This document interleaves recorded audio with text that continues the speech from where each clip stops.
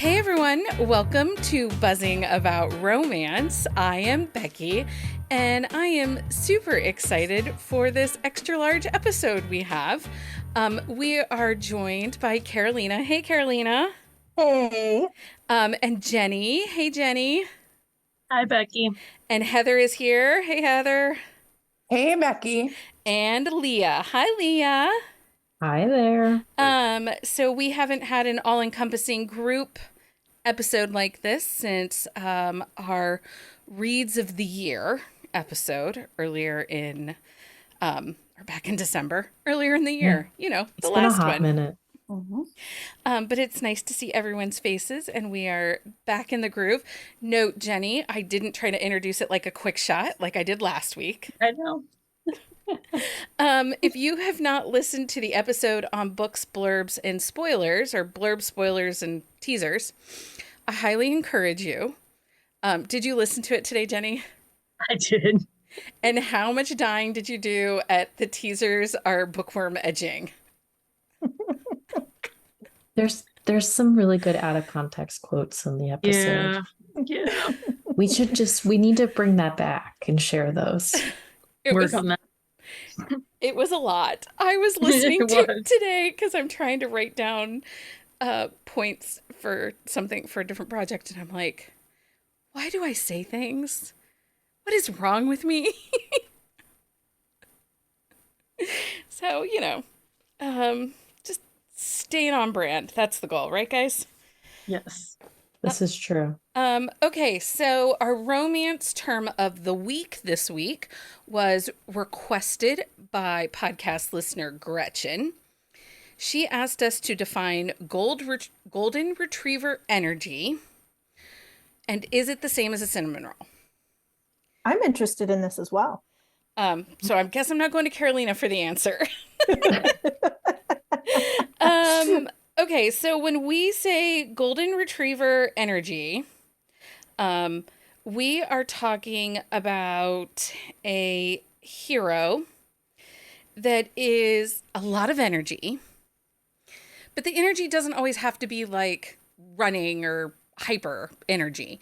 They're just very enthusiastic about whatever is in their lives. So, hockey players, honestly, Aaron Wild has golden retriever energy. He's I feel like a lot of Sawyer's heroes have golden retriever energy. Yeah. I mean, these are characteristics of like he's a good boy. Like he just is such a good guy and you don't know what to do with them. Stop laughing at me, Carolina. And we do sometimes refer to them as frat boy puppies also. I was gonna say they're sort of go with the flow, kind of laid back, don't get their feathers on a ruffle very quickly. But they can also hyper focus on something. Like, like a golden retriever, you give them a ball, they love that ball. That is their Until ball. they see a squirrel. And so a lot of times, like in a romance, if we say he has golden retriever energy, we're talking like he loves his heroine and he is there for his heroine. And actually, Carolina and I recorded a quick shot for Something Unexpected by Vi Keeland. And while Beck is very much an alpha hero, he has a little bit of that golden retriever energy. Yeah. It's such a good book. Melissa Foster also writes some really good golden retriever energy ones. And I'm trying to think of the one. Levi has golden definitely retriever. has, yes. Levi, he definitely has. but what's the one? He has the dog and the heroine is like his best friend and she builds stuff. He has the bar. I'll look it up. Okay. There's so many. I'm like going through like series and heroes. I'm like, wait, that one doesn't have a dog. He works in a bar, but he doesn't have a dog. He hurts his ankle, and so she has to come in and help take care of him. Harley and Piper. Yes. Is it Harley? She's like, honestly, she wears the pants in that relationship, but I love her so much. I think it's Harley. But what's the book title? I'm looking for it. I stand by. Come back. It's book 3 in the series. Like I could see it all. She Loves Me. She Loves Me. It's book 3, Harmony Point. in the Okay. Harmony Point series. Yes, Yes. Piper and Harley. Look at you guys.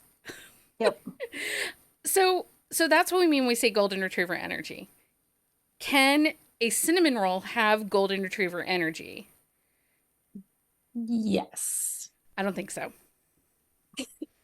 I think that they can Jenny is in, dying right now because she knows where I'm going. in the sense where they have that softness to them. Because they're betas. Well, yes, they are. But I feel like a golden retriever energy can sometimes be a beta as well. No. Because they don't always have those alpha tendencies. I don't think they do, at least. Okay, because here's where we struggle. We all know how I feel about cinnamon roll heroes. We do. Not my fave. But I think that for golden retriever, there has to be some enthusiasm, some energy and push that makes them this over the top, like, good boy. A beta hero is going to be much more subdued. A beta hero is going to be like a Cocker Spaniel. He's just, he's going to have some moments of intensity, but for the most part, he's like a floofy rug that just dusts the carpet. Or maybe he's like a St. Bernard. Just, he drools while he lays there. Like, I don't think cinnamon, I don't know. I guess it's kind of like main character energy.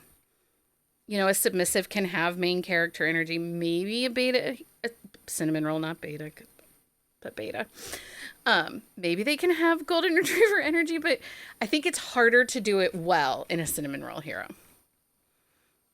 I think that they can have those retriever elements that you want, but it's not necessarily like overshadows their beta-ness. Don't you think cinnamon rolls lack intensity as a hero when written? Not always. I just don't like that term. I actually despise it. Which term? The beta Cinnamon hero? roll. Oh, The Cinnamon cinnamon roll. roll. I hate it Not a too. fan. Does it ick you out? Is that an ick It's word? just I don't like cinnamon rolls to begin with. And I don't like that in a man then. So, I don't know. I think my problem with the cinnamon roll hero is a lot of us have looked at them as to be the ultimate good guy, right? Like we look at cinnamon rolls as being the ultimate good guy. And I think we struggle with that term because they're not always perfectly squishy inside. Well, but I think that there's this almost bias towards the term where like there's this idea behind it and it's not necessarily who the characters are, but it's also I feel like sometimes when we can't figure out how to classify a hero, we kind of cinnamon roll them as a dumping ground. A dumping ground almost, yes. Like they kind of don't really fit into any specific one, so let's just call them a cinnamon roll because we're not really sure. Or are cinnamon rolls just your average guy, so they don't always make it into romance? This is true. Because if we wanted to read about an average guy, like, we probably don't because. But the good cinnamon roll heroes, I feel like, that are in romance that we love so much, still like do a lot of the great things for their women. It's just done differently. So, and we did this episode, but Carolina, do you have like who your favorite cinnamon roll hero might be? Why you gotta ask her questions? Okay. Like, I mean, I'm not prepared for that answer. I know Jenny loves a cinnamon roll hero. Like she loves a good guy. She likes a friend. I do. But then, like, I look at Levi from Between Never and Forever. He is not a cinnamon roll. No, he's not. And we read Rising West by Allie Stiles. He is not a cinnamon roll. I am very diverse in my love for and I think it's like a Venn diagram again. Like you have that like a small portion of like overlap where there's like these strange outliers that can be both a golden retriever and a cinnamon roll. Hmm. Yeah. But it's not think the maybe- same. I It's think not the this same. No. no, and I think the cinnamon roll heroes are maybe not as memorable because they're just a lower key energy, which I think it depends on what their love language is. Like, because you have certain cinnamon roll heroes that really stand out, but it depends on how they show their love, like mm, whether or not it makes it memorable. true. Okay, so on this episode of Buzzing About Romance, we are doing our first ever Ask Us Anything episode. Typically in the past, we would have done our Christmas in July and put books to the Die Hard test. But I was not feeling very cheery, merry, or holly. So, We've been in the dark era for a really long time, and it's hard to get out of it. yeah, I just wasn't. It's like 9,000 degrees and there is smoke in the sky again. I am not feeling Yes, there is. Santa Claus. Okay, so we're just going to ask some questions and everybody's going to answer what they want to answer. No pressure. If you don't want to answer it, it's fine. But I'm just going to ask a question. I'll pick somebody to answer and then we'll just start our conversation from there. Some of these were sent in by listeners and social media people, so I will ask those, but we're just going to get off to the beginning here. Carolina, who is your all-time favorite author? Damn. Apparently, Heather did not look at the doc that I sent. Really, what kind of question is that? Surprise! That wasn't. Oh, That was that is number on the one on the doc. Yes, list. it's right That there. was. It is I feel number like that one. was added at the last minute. That was a sneaky It ad. wasn't. It It was was there when there I Hey, looked. hey, not. Oh, But I feel like that's an unfair question. Your name is not Like, Carolina. Who's Okay. your favorite kid? Or what's your favorite ride at Disney, Carolina? You can't yeah, answer like that. no, I can't. Okay, I am going to spin this the way that I want to answer this. Okay. I would say the author that is like I love just about everything that I've ever read from them, and some of the books are hard to read. Jesus because they does go not through- count.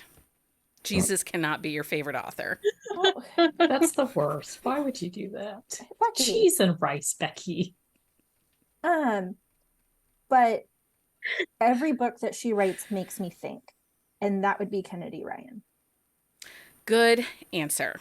That is a really good answer. It's a really good author too. She is Mhm. top tier. Now, I have Also, a lot of other favorite authors that I would like. I would probably narrow things down to like my top 10 list. I couldn't do like a top 5, but one author gives lots of feels and makes me think is Kennedy Ryan. she's pretty spectacular. And a nice human, right, Jenny? Mm-hmm. Yes, she is. Okay, Jenny, all-time favorite author. Yeah, I was prepared for this one, so Let me guess. No, who Penny was it? Reed. Penny Reed. That's what I was Yeah. gonna say. I was like, Jenny's And- kind of. I knew that one. Yeah, I definitely have to bring that one. Like she reunited my love for romance, and she just does so much for the community as a whole as well. Like she's not out there like trying to make the millions. She's helping other people too. Yeah. Another genuinely nice human being. Exactly. That helps a lot if you want to be somebody's favorite author. Be a good Mhm. human. Leah, who's your all-time favorite author? I don't have one because that's a really hard question. Okay. Like honestly, it fluctuates. Like I have authors who I really enjoy that like make me ugly cry every time I read a book by them, and then I have authors that like they make me laugh every time I read a book. So I can't name one. Heather, who came unprepared for tonight's recording, apparently. No, I was totally prepared. I have all my answers written, like I always do. Except Except that for one. this one is blank because I am such a mood reader that I pick up books based on my mood. And so, like, my mood, if I'm not enjoying a book or if I'm like not in the mood, I just stop reading it and then I come back to it. So I don't know. I don't have an answer. Okay. It's okay. Becky, what about you? Who Um, is your favorite author? So I picked it solely on whose books I've reread or read the most of, and it's going to be Julie Garwood. I have read her entire backlist multiple times. There is not a book of hers that I can't, tell you at least the basics of at least one of the characters' names and where it takes place. And, she was one of my firsts, and her stories really stuck in my heart.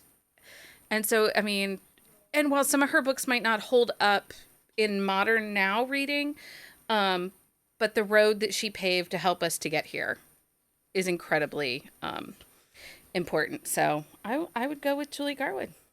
And also a damn delightful human being she was. She was an amazing human. Okay, Heather, do you have a bookish pet peeve? I actually have two, so I don't really know where to start. Give them both. You mean I'm gonna go right off the bat.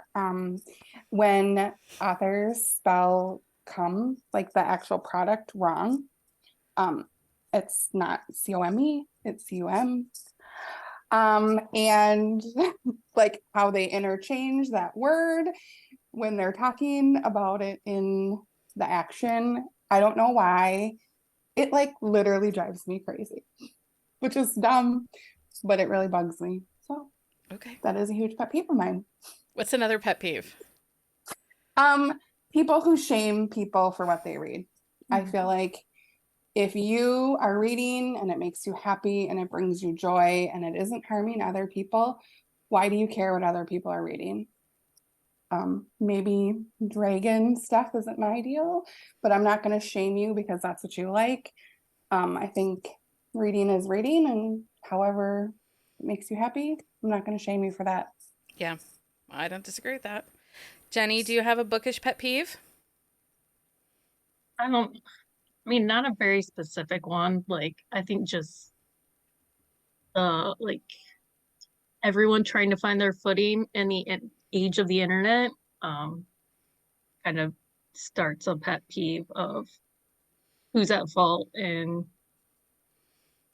yeah, like Amazon's not always the bad guy. I mean, they're not the good guy either, but Yeah, yeah. they're not the bad guy. Yeah. And I see that because, that's something that really bugs me, especially when an author is really being critical of authors that are in Kindle Unlimited. That you speak from a position of privilege. Yes. Because there's a lot of people that live in places that don't have comprehensive digital libraries. Mm-hmm. And there are places in the world that do not have digital libraries, period.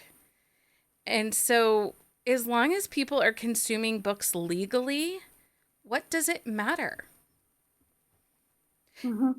And there would not be an indie book movement. We would not have indie publishing without Amazon. There were few authors that published previous to Amazon in its KDP alliteration. And it was hard. You didn't really have places to sell your books. And then, as we've moved forward, it became a leveler. Like, it made it possible for everybody to write their stories and put them on bookshelves. So yeah, I can see that. It's hard too as a kid of the 90s, because when we were growing up, Barnes and Noble is the devil. They came in and they closed small mom and pop bookstores in suburbia, and they were the devil. And it's hard for me to remember that Barnes Noble isn't really the villain anymore. Nobody's the villain. Mm-mm. But when I lived, small town USA, Barnes and Noble was the villain for a lot of the 90s. Okay, Carolina, bookish pet peeve. One of mine is when the cover model does not match the character description. Yeah, that's a big one. Drives me nuts because I am on the team model or team model on the cover. Like, I love covers with the models, but please match the description. If you can't find the right photo and you go with like a stock image that you think you like, then change your descriptions or Cut their head off. Like, yeah, or cut the head off, like the hair, or like the goatee on the men. Or the other one is, don't tell me it's a curvy heroine and you put a stick figure woman on the cover. Yep. Like, pisses me off. Yep. Not going to Mhm. disagree with that. Leah, what's your bookish pet peeve? My bookish pet peeve is one I've talked about. It's where there are still people in this world who think that unless you are eyeballing a book, you are not reading. If you have to use your fingers to read, or if you are listening to your book, or you are reading a comic book, like it does not matter. There are multiple forms of reading. There have been studies that show that there are people who have to ingest their knowledge in different ways. And if you have to do it through your ears, do it. You're reading that book because you are getting the concept, you are listening to the characters. Yeah, that's mine. I get very, very pissed off when people think like an audiobook is you're not reading, but it is. You are reading that book. I think along the lines of that, Leah, also people who shame people who don't read as fast Mhm. as like we do. Mhm. Yes. Oh, yeah. Yeah. I don't care Mhm. if Mike and I just had this discussion yesterday. He was talking about how I can't believe you're like, it was 60,000 words and it took me 2.5 hours. And he's like, that would have taken me a month. I said, it doesn't matter. You're reading. And he just did an audiobook that was like 700 pages. He did Game of Thrones, all of those audiobooks in like 10 days. So, dude, you read fast. You just Yeah. read different than I do. You're just doing, yeah, that's the thing. You're doing it in a different way. Like Michael, he has like really, he cannot focus. Like he gets so like in his head, he like the words on the page, like he can read like maybe 10 or 15 before he's like thinking about something else because he's like constantly like mentally like cycling. And so like dude would do fine with an audiobook, but cannot physically sit and read a paperback or an ebook because he can't focus on it. Yeah. Um, okay, bookish pet peeve for me is authors writing to trends. I want the story of your heart. I want the inspiration in your brain. I want those conversations those characters are having with you. And if it isn't a cute, quirky, small town romance, then it's not a cute, quirky, small town romance. If it's not a billionaire that has a praise kink, it's not a billionaire that has a praise kink. I don't need that. I just want your good, solid stories because the amount of books I read, I can tell the difference between if that was the story of your heart that you were inspired to write, or if that is a story where you were tracing a trend. It's getting worse in the world of book influencing. Mhm. Okay, or can we also say taking your book that hasn't been written as a trend, like it's actually your book, and you're trying to sell it as one of the trends. Yeah. Like, I feel like that's even worse sometimes. Like, especially if they're trying to get on steamy TikTok and your book only has maybe one steamy scene. And so that's what you're pushing and pushing and pushing. Mhm. So my expectation level changes because of this and what I've seen. And then I read the book and either And then you're let down. and I'm let down because that was the steamiest scene, or that was the only steamy scene, or that was the best scene in the book, like, and everything else is not up to that standard.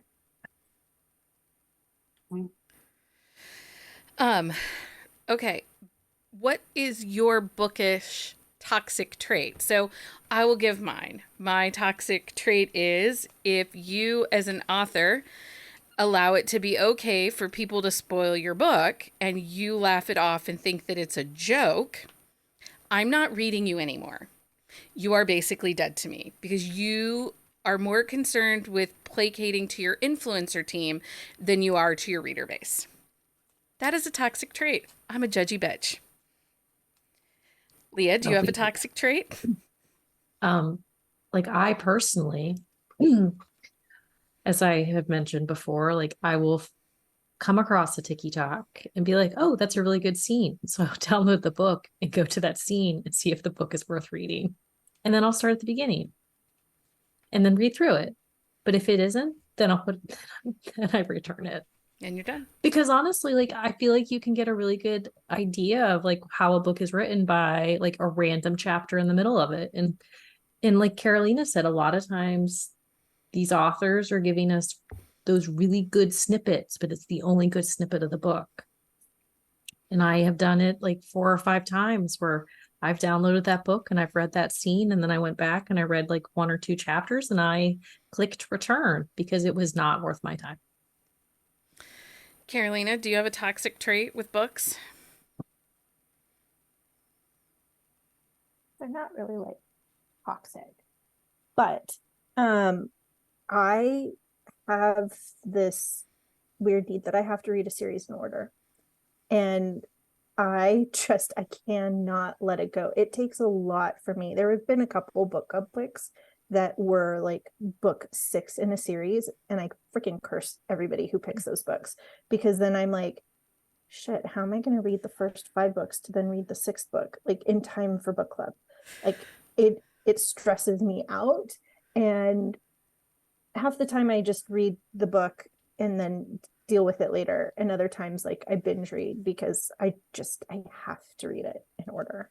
You have to channel Becky and just not give a fuck. Oh, it kills me. And then one toxic trait that I have too is, and this is a problem, but it stems from an issue, an experience that I never want to have happen again, is when I was traveling and I didn't download the books to my Kindle before I got into my flight. So now I might have a 2-hour flight, but I've downloaded 10 books.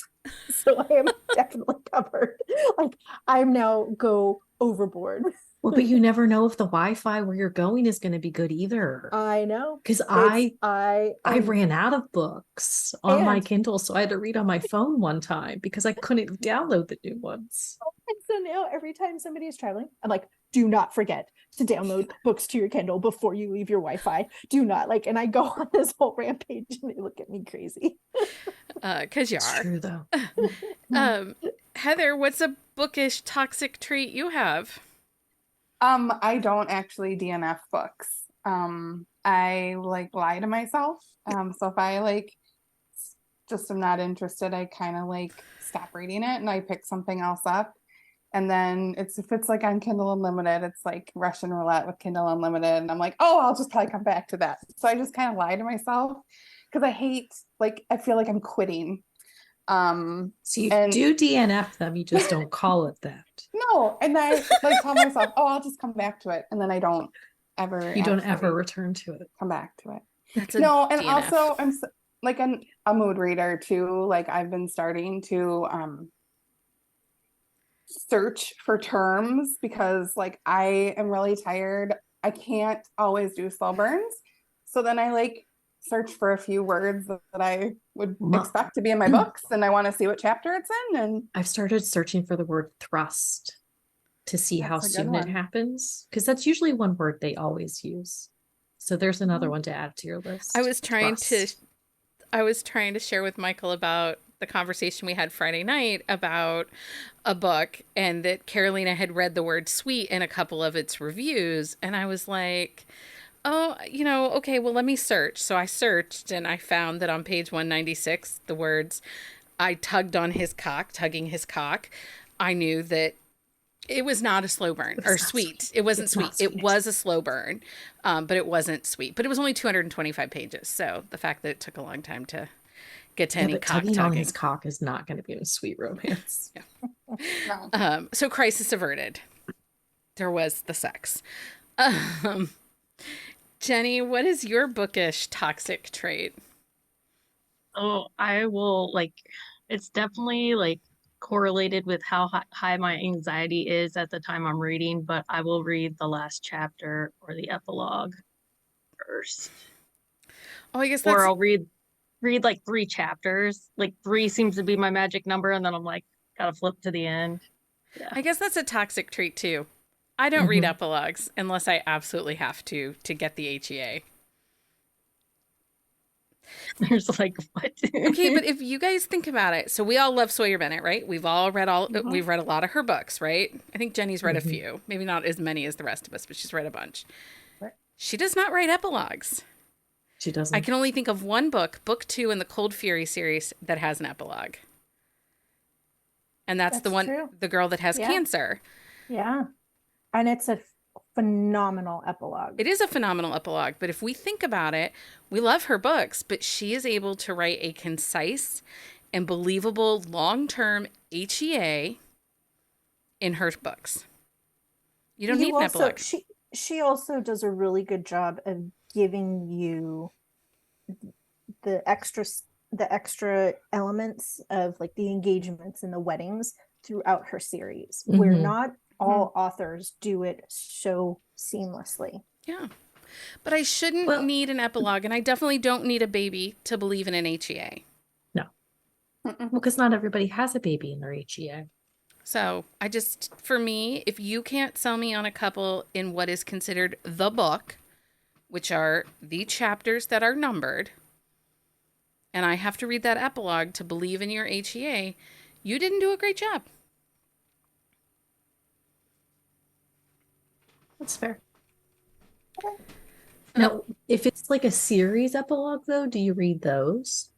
Because Susan Stoker, when she finishes a series, her epilogue is basically like a roundup of what the characters have done over the next like 10 years. So Carrie and Ryan wrote some extended epilogues for some of her Montgomery series and stuff. And I read those, but I don't need them. I just was curious. Those characters live rent-free in my head. I love them so much. They're there. So you'll just read them because you want to read more about them. Yeah. Okay, well, we know what Heather's answer is going to be on this, but what is reasons that will make you DNF a book? For me, it is coastal when referring to a Great Lake. Just so That we is all know, fair. yesterday I went to coastal Ohio. I went lakeside. Anyway, I Did you think get I sunburned do think the lakeside? road does say coastal trail though. the Mhm. Lake Erie Coastal Trail. Yeah, but it's But when you're going to Lake Erie, you're not saying I'm going to the coast. You say I'm going I to the live lake. on Lake Erie. I don't. I just say Right. But you so say you the live on the lake. coast? You have a coastal residence? well, I'm on the river. Shouldn't that I mean, up your property That's value? coastal. You're on the coast of the river. Okay. So what I'm really talking about is when authors who don't live in, I don't think you have to live in a place that you write about, right? I don't think you Mm-mm. have to. But No. I think that there are certain words and certain monikers that need to take place and happen in order for the story to be believable that it takes place in that setting. For example, I read a hockey romance. The team is in New York. They all drive cars to the arena in New York City. They don't have drivers. They all drive their own cars. Now, I have, In New York City, yeah.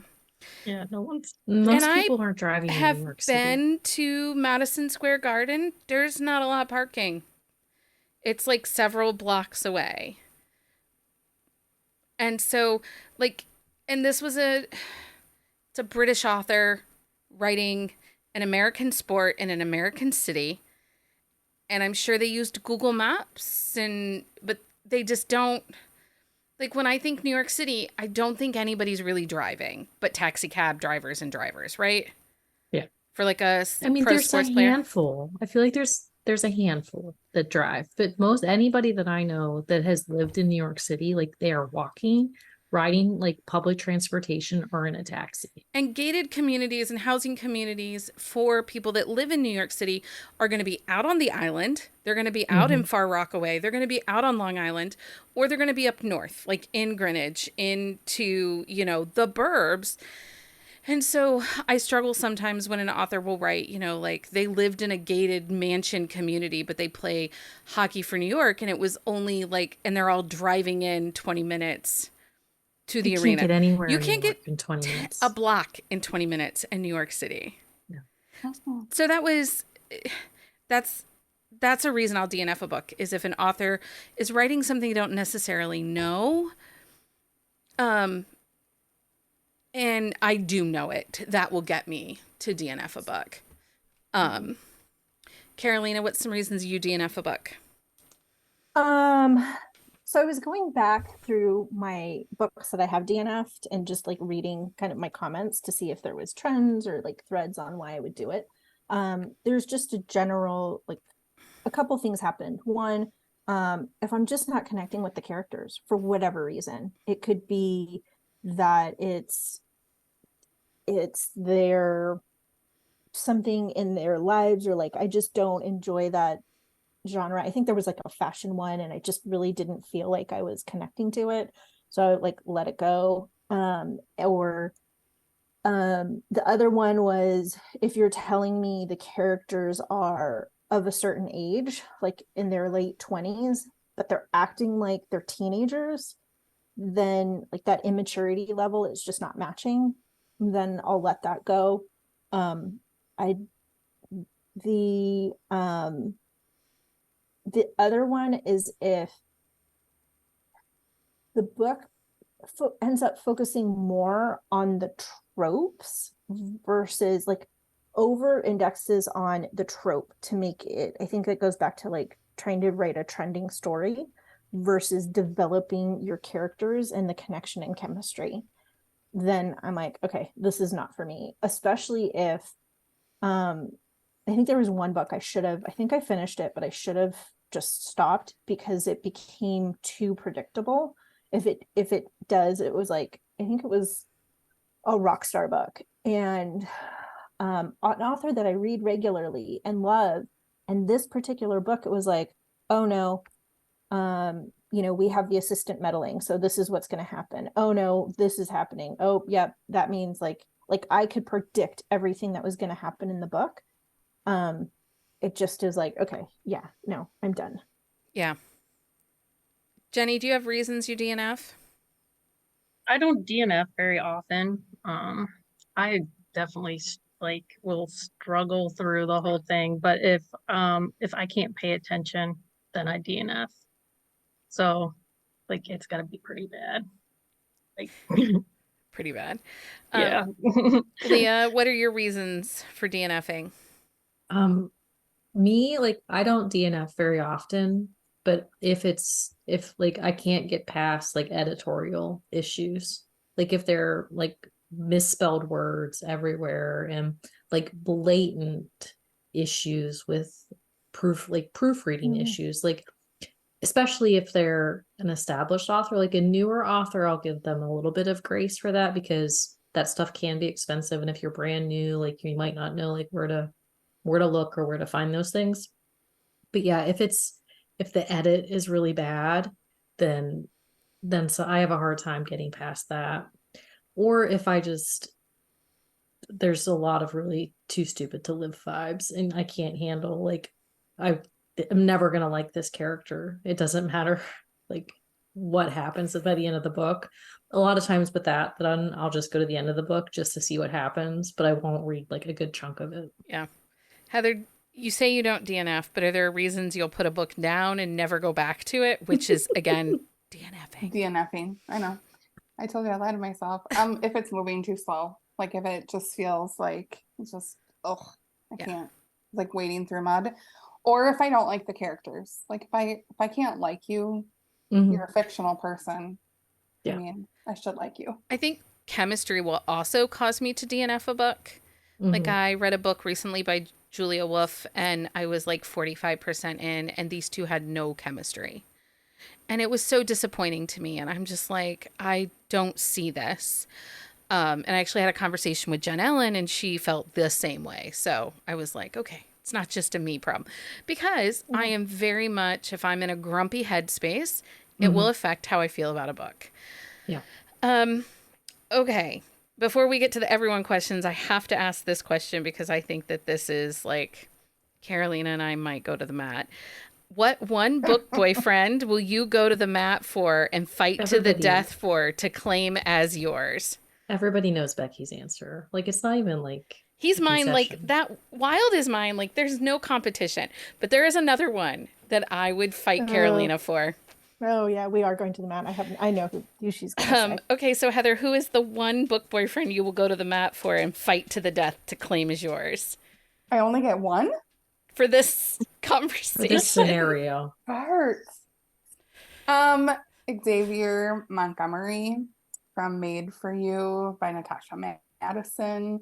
He is the grumpiest grump of grumpy, and the mental health rep was just, oh, That book I is so just good. love him. I So love him so much. I will cut a bitch for him.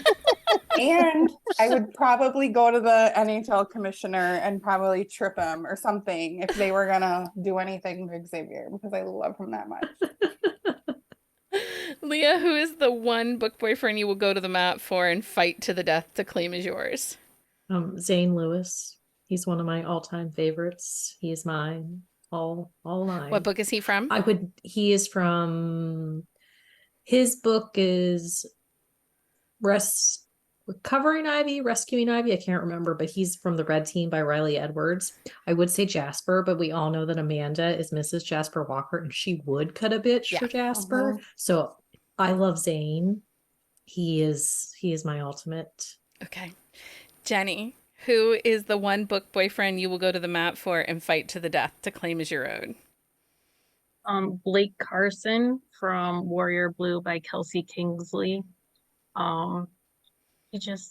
He's a very complex character, and I related to him a lot. Did you know that Kelsey Kingsley and Britt Benson are writing besties? Oh, that explains a lot. They're author besties, just so you know. That makes sense. Okay, Carolina, I feel like we need like a knockout countdown and a bell ringing, but you might surprise me. Who is the one book boyfriend you will go to the mat for and fight to the death to claim as your own? Actually, It's a tough question. it is a tough question. My latest one. I'm going to talk about my latest one because there's like a top 5 list, right? Right. My latest one is Cowboy Whiskey. Oh, damn. Yeah. For good the one. Love of Whiskey by Melissa Foster. He's a good And- one.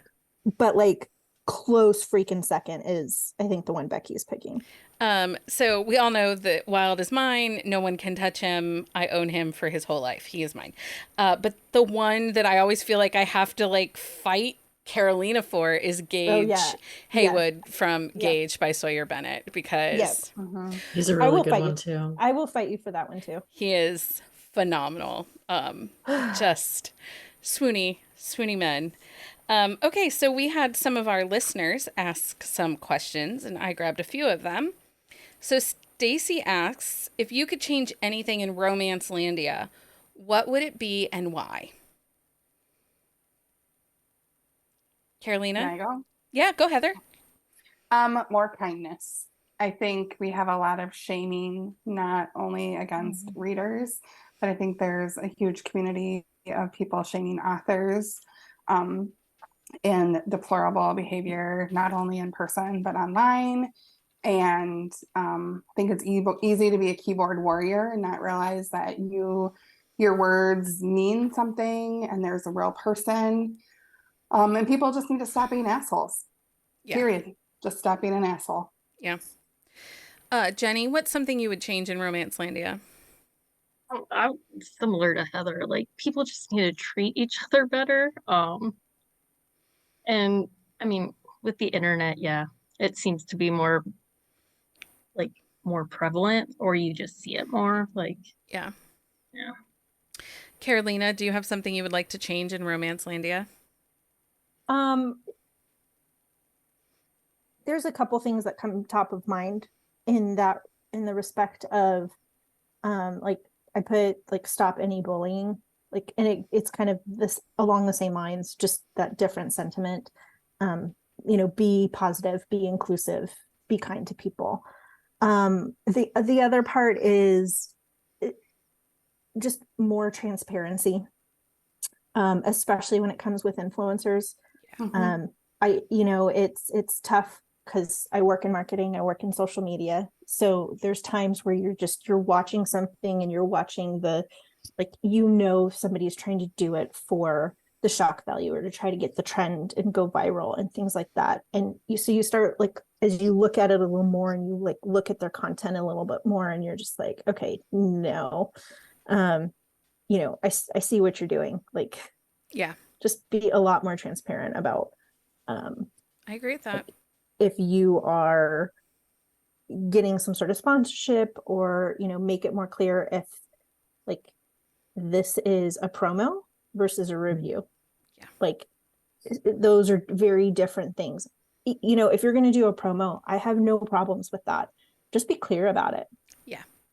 No, I agree. And we shared some information last night at book club about how much one book talker is making for 3 videos and a book club pick.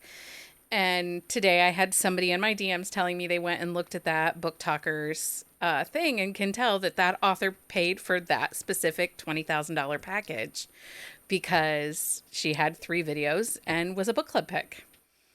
And it was like, there's no notes on those videos that say paid promotion or partnershiped promotion or sponsored or something. Sponsored. It's very frustrating.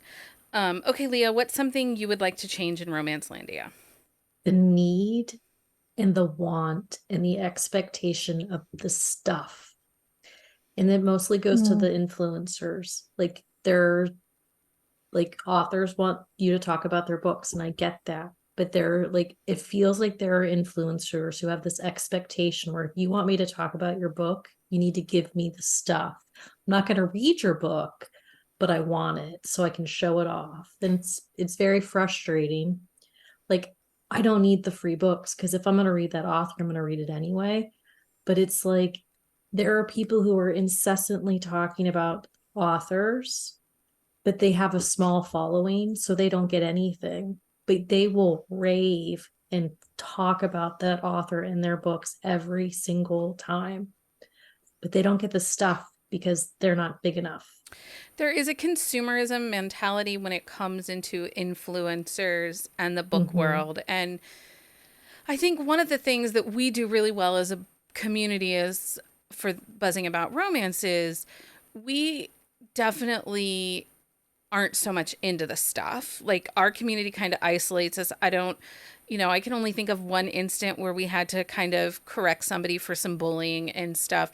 But for the most part, it's a fairly open, accepting community, I think. And if I'm wrong and you have different feels about us, please send me a message.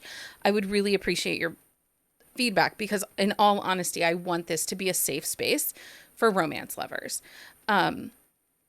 And the thing that I would change in Romancelandia is the transactional nature of our reviewing author relationship.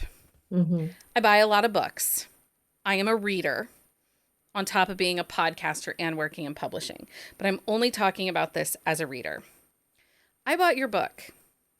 I don't owe you a review. So if I only go into Goodreads or Amazon from my Kindle and put like 3 stars and don't write a review, it's okay. I can do that. I verified my purchase. I read it in Kindle Unlimited or I bought the book.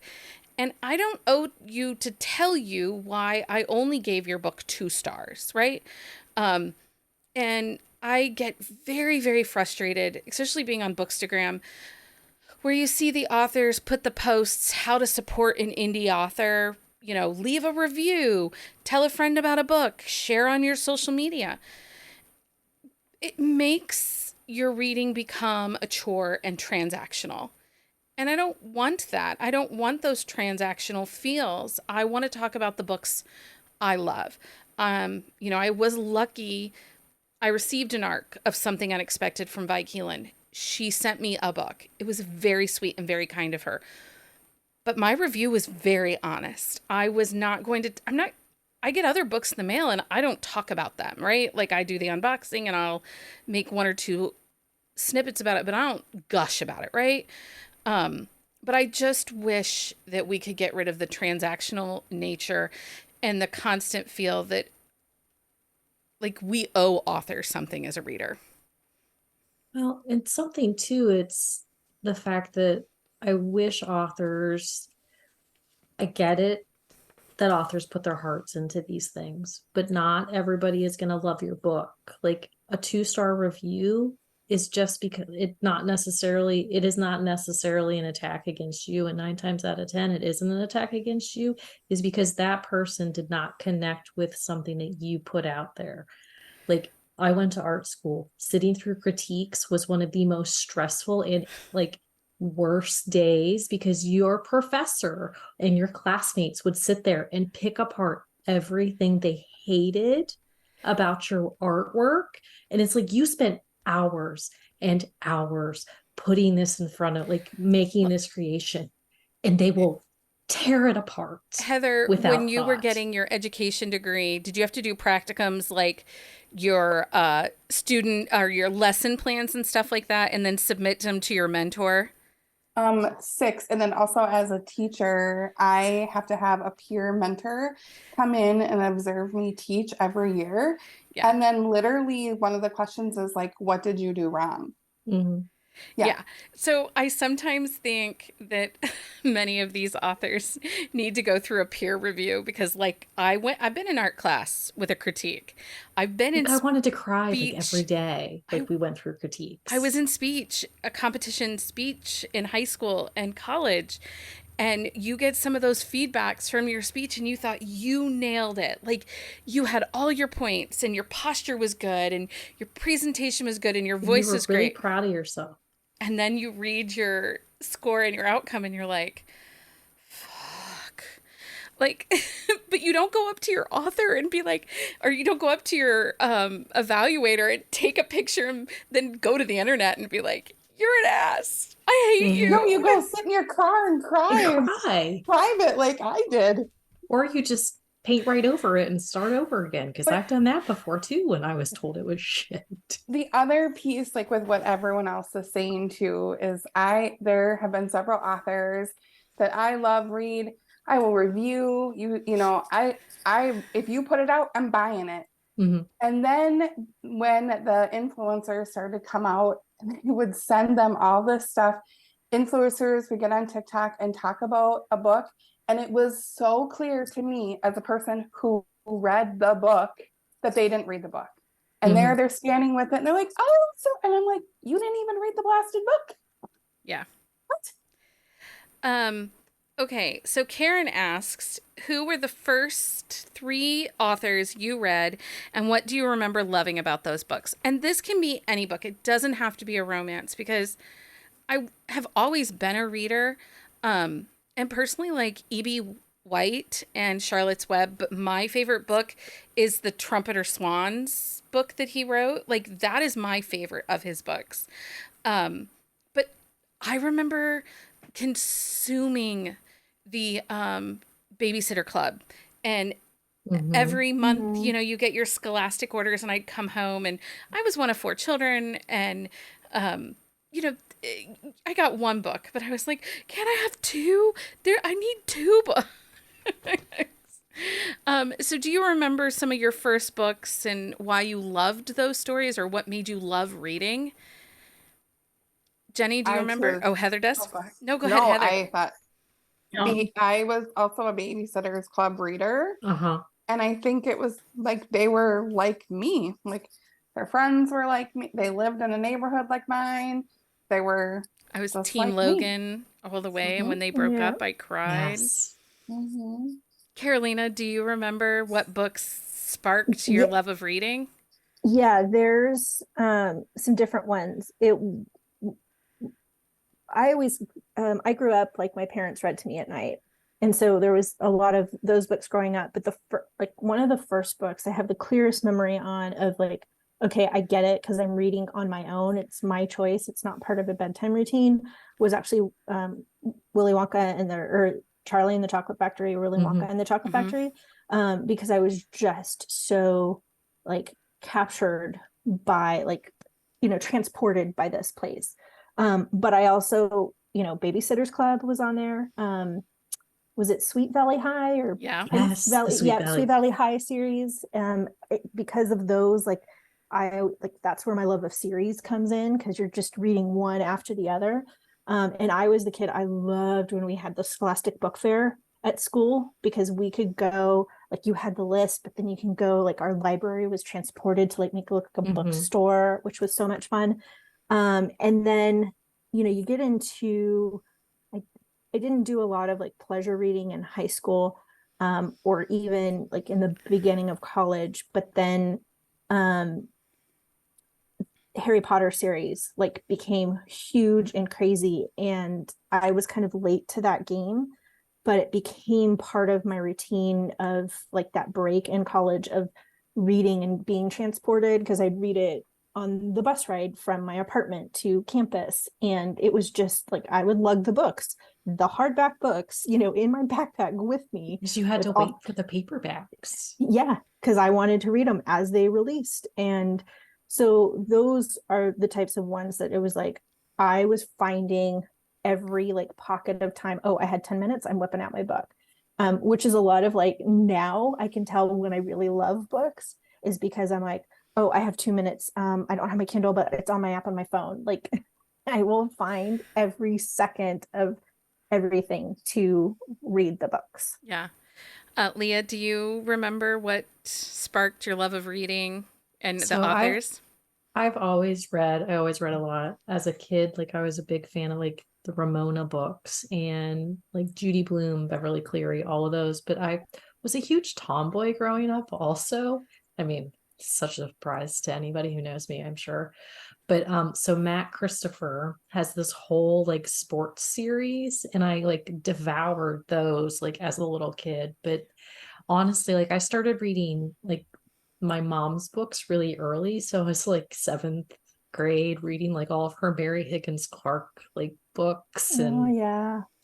but she had some really great stories. And like we've read a lot of Stephen King and all of those. Like I had such eclectic tastes growing up because my brother was a big fan. Like my entire family were big readers. And so it was like we had a variety, So but it like we helped. did the Nancy Drews and the Trixie Beldens, like that, because those were always good mysteries.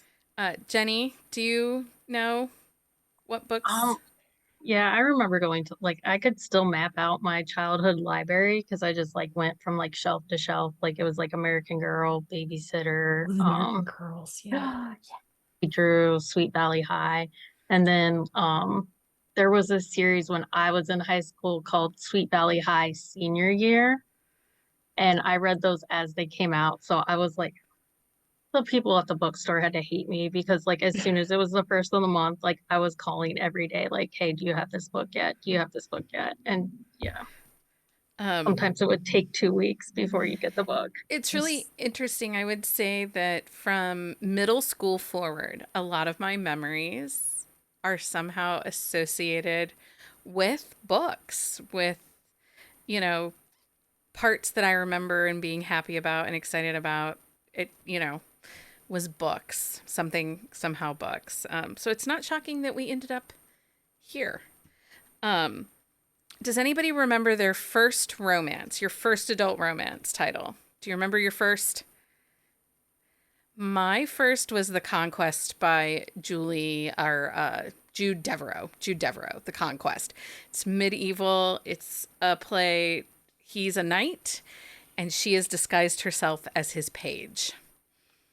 And so he's attracted to his page and has to question why he's attracted to a boy. Anyway, my first romance, my mom got the Harlequin books in the mail, like the 4 books. So I couldn't tell you what book it was, or there was a boat involved, and that's all I can tell you. But I devoured those bad boys. Heather, do you remember your first adult romance? Well, like, would it be like Twilight? I don't know. No, that's not an adult romance. I feel like I did a lot of reading of like women's fiction up Mhm. until about, 2017, Okay. probably. Like Kristen Hanna, all of that, Yeah. And then I think I probably, I don't want to say accidentally, but I got like a Kristen Callahan book. It was like the football series, and I was like, "What is this? Like, I'm down for this. Like, And That's you a never great looked I back. want series. more." Yeah. No, I see that. I read all of those Janet Ivanovich books, you Mhm. know. Yeah, me too. Carolina, do you remember your first adult romance? Um, I kind of came in later. I kind of looked through, I don't know that it's like my first romances, but I looked through my old like KU um history, and like some of the early ones that I read were from like Lauren Blakely and Jessica Prince and Alexa Riley are ones that I discovered first. Um, I have a more distinct, um, and I don't know how like accurate this is, but in my mind, the first like series that I binged and I realized like, oh, this is a whole thing. Like you could have like many romance authors write series was Sawyer Bennett's Cold Fury series. And like I binged that whole thing. I went Same. down that Yep. rabbit hole hard. Um Same. Man, And then I ended up over with Kelly Jamison, and then I found Helena Hunting and Hockey and Romance, and yeah. yeah, because I was like, there's sports romance. Oh my gosh. So funny. Well, and I went down like, and then it was like the authors have backlists. I could read other stuff. The one that her lawyer series, and I started just going down through the whole thing. Yeah. Jenni, do you remember your first? I don't remember my first. I remember like I definitely had that period of time where like school took over and I was not reading for pleasure. Um, and then I remember like I got on the Twilight train late. But like yeah, like I read those and then I kind of fell into fan fiction because it was free and easily accessible. Um, and then I kind of followed some of those authors like, hey, they're writing their own stories. Why am I not reading those instead? Um, and now we're here. So I had a question directly to me, and I'm going to answer it really, really quick. The question was, can you tell me about how you turned your love of reading into a business? Okay, first of all, we have to first say this. The podcast itself does not make any money. Because of Patreons and listeners like you, we are able to keep the podcast coming. And really, Mike Burrier is the reason we keep the podcast coming. But as far as copy editing, proofreading, and developmental edits, I lucked into a copy editor position with a vanity press, which was a big thing from 2014 to 2018. It was where someone paid to have their book published, and I got a job as a formatter and then copy edits. And I lucked into that. The publishing company was called Naughty Bird Publishing, but I actually applied for a job at Home Shopping Network because I could work from home as a customer service rep. So I just lucked into it. I'm currently off contract from Big Pub right now, so I'm just out there scrounging for pick me up jobs until I know what I'm going to do this fall. And but honestly, if you want more information about, doing copy edits, developmental edits, paid beta reading and stuff like that, feel free to DM me and I can kind of direct you where to go. But I don't make a lot of money, guys.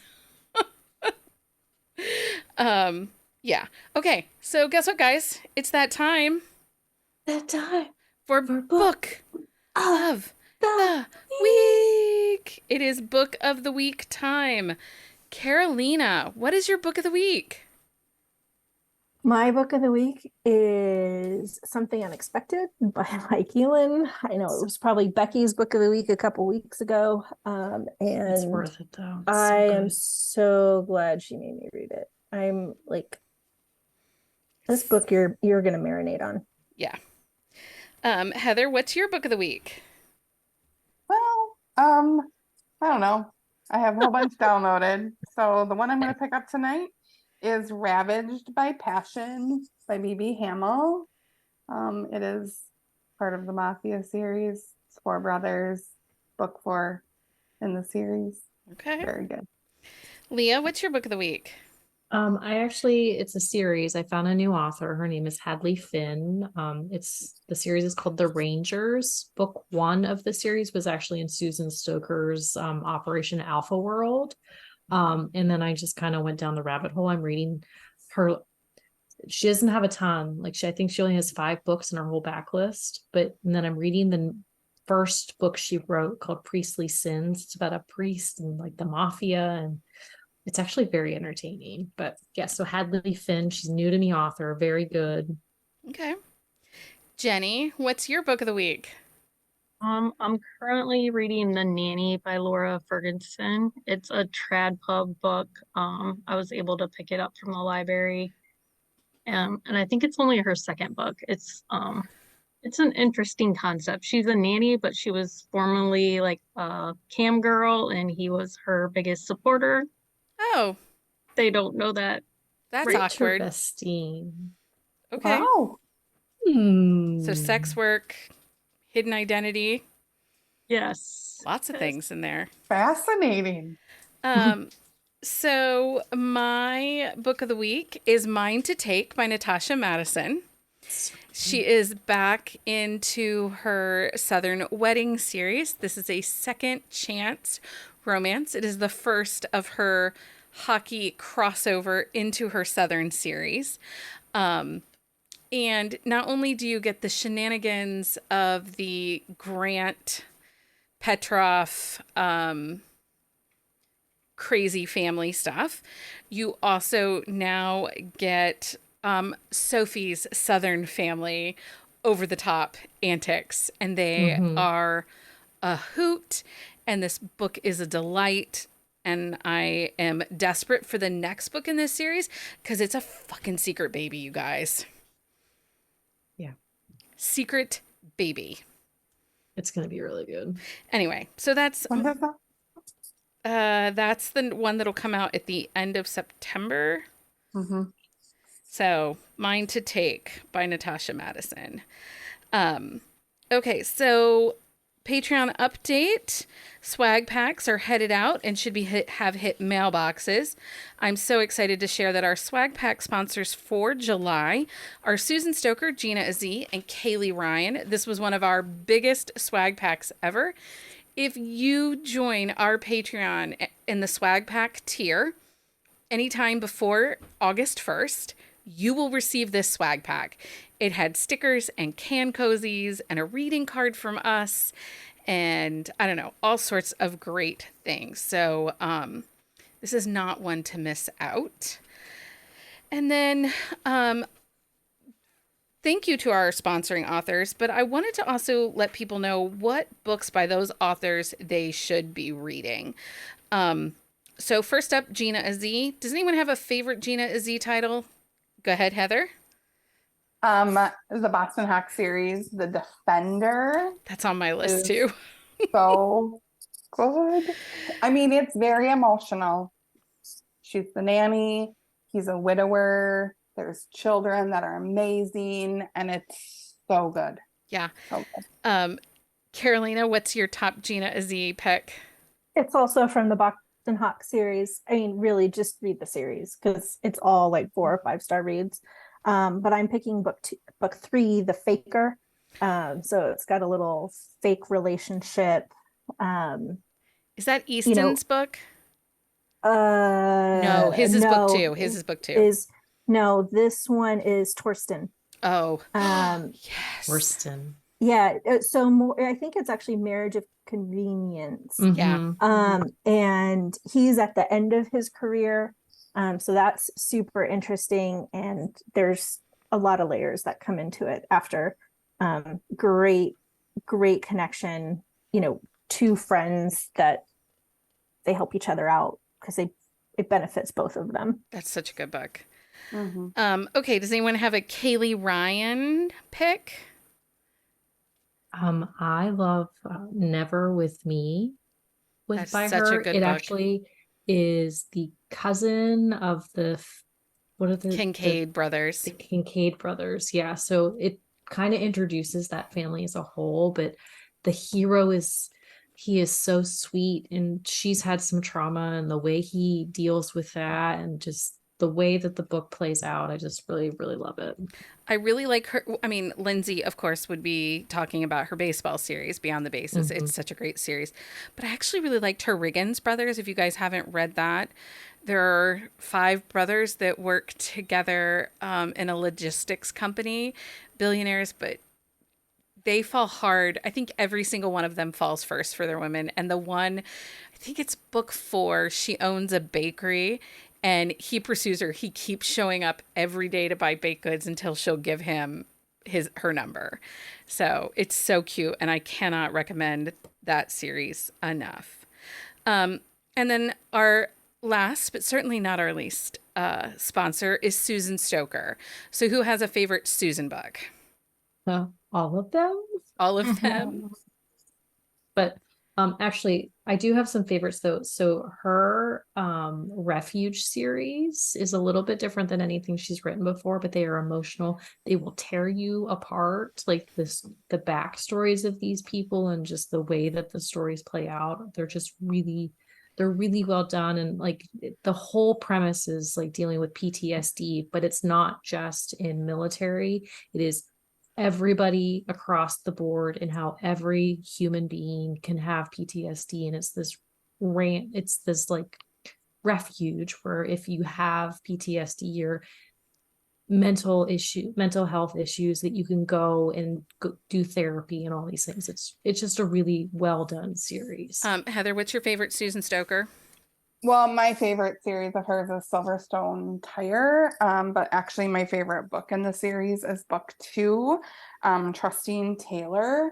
And she has a very interesting disorder. She doesn't recognize faces, and how that impacts her in her daily life. It's just very well written. It's very interesting. And it's Kindle Unlimited, but it's Whisper Sync. Yeah. So, highly recommend. Rachel and I did a quick shot of that one as well, if you would like to listen to that. Okay, so swag packs go out to Fancy Drinks, Cold Brew, and Queen Bee tier. We still have fun buzzing about romance exclusive stickers, mood reading cards, and other fun things. These are mailed monthly, usually around the 5th of the month, and we do ship these internationally. There is no wait time on this perk. It kicks in as soon as you join. Because of our amazing Patreons, we are able to bring you 3 episodes a week, and we are still working on our goal of 75 members so that we can host our first ever book retreat. All members of the Patreon get exclusive episodes along with perks like Buzzing Book Club. And our August Buzzing Book Club author is Aurora Rose Reynolds, and we are reading For Never, which is a great standalone. You don't have to worry about binging 6 books before you read the book club pick. It's absolutely stands alone. Thanks, Becky. You're welcome. And Such a good book. We're also finishing up our summer reading challenge. It is a scaled back version, but still lots and lots of fun. And you can find details on our website for that. It ends on July 31st. And the weekend before it ends, we are hosting our first ever Buzzing About Romance summer slumber party in our Discord. And we have lots of fun authors dropping in to do giveaways and talk about their books. It's going to be fun. We're going to play book cover bingo. And you can find a list of all of our events at bookcaseandcoffee.com. Events include happy hours, IG Live, and of course, book club. Thank you, everyone, for hanging out and answering all the questions tonight. It's a good time. Anytime. Until next time, everyone. Happy reading, everybody. Find us on Instagram at Buzzing About Romance or on Twitter at Buzzing Romance. If you like the podcast, please leave a review. If you'd like to support us directly, join the Bookcase and Coffee Patreon and receive exclusive content only available to Patreon members. Check out bookcaseandcoffee.com for our on-the-shelf show notes.